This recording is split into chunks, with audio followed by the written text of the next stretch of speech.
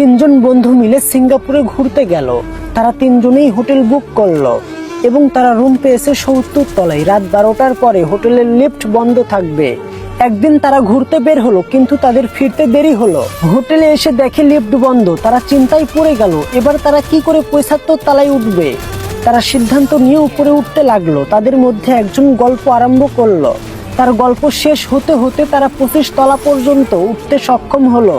এরপরে আরেকজন গান বলতে লাগলো। গান বলতে বলতে তারা 50 তলা পর্যন্ত চলে আসলো। তৃতীয় জন, এবার কি করা যায়? সে গান গল্প কিছুই পারে না, তাই তার জীবনে ঘটে যাওয়া দুঃখ কষ্টের কথাগুলো বলতে শুরু করলেন।